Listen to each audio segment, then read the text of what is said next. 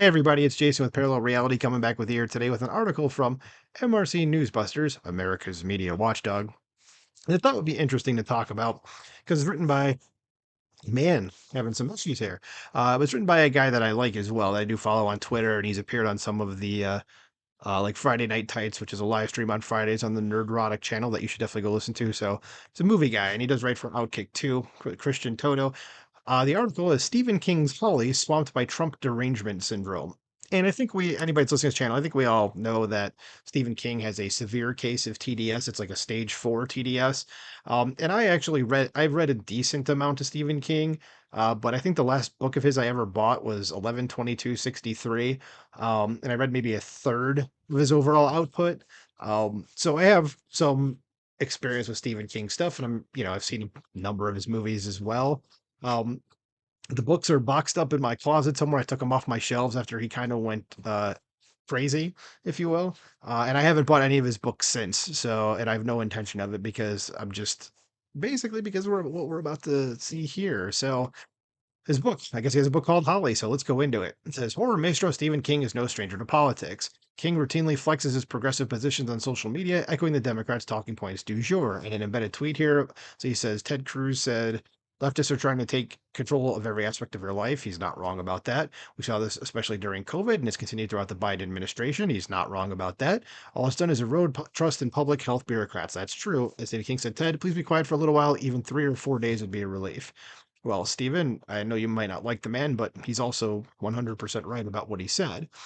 And the article continues, says he also brings his political musings to his stories, which fantastic. It says Under the Dome, with President George W. Bush and Vice President Dick Cheney. I never read Under the Dome. I watched the TV show. It was a okay first season and then just completely lost the plot after that. I don't recommend watching it.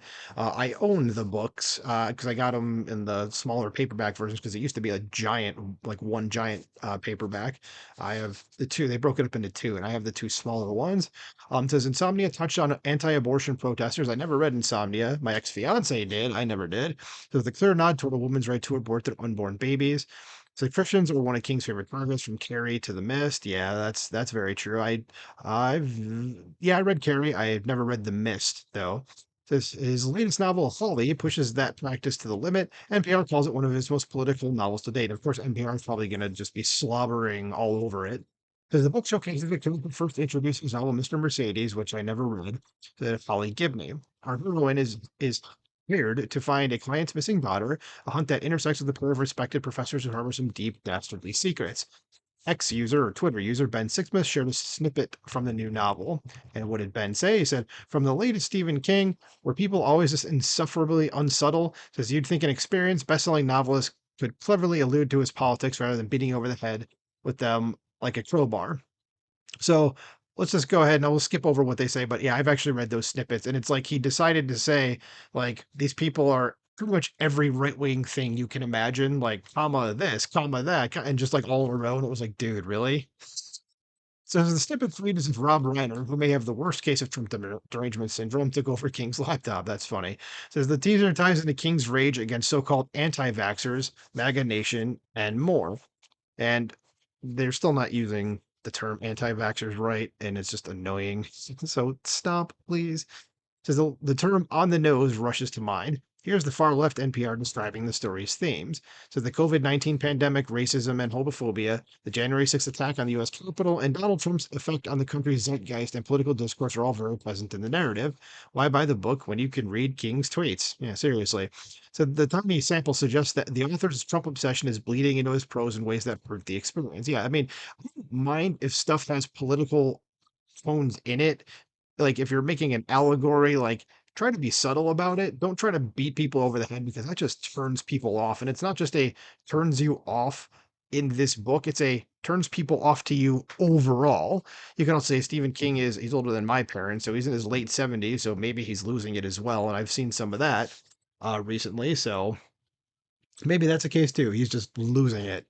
And also the TDS, so it's a double whammy of crap from him. So he says, show don't tell, try a feather, not a sledgehammer.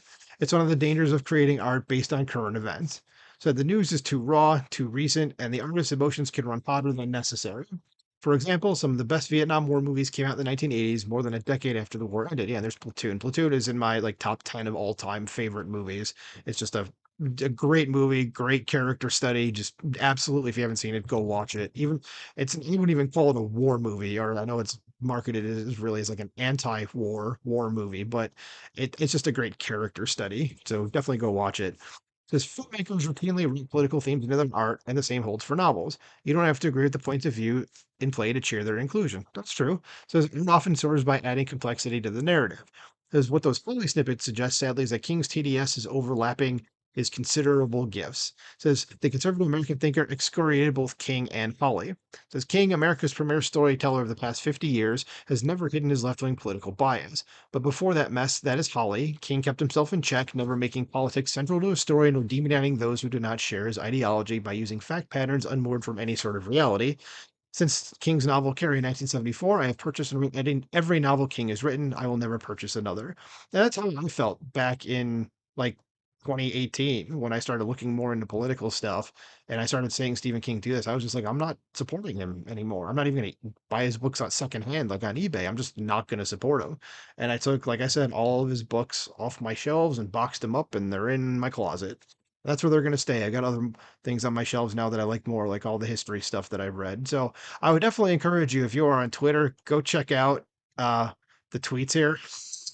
It's you're just gonna your eyes are gonna roll so far into the back of your head, you may actually be looking at your brain. But let me know what you think about this in the comments below. If you read Stephen King, or if you read Stephen King, do you still read Stephen King? Are you going to read Holly? I mean, if you have, let me know how it is anyway.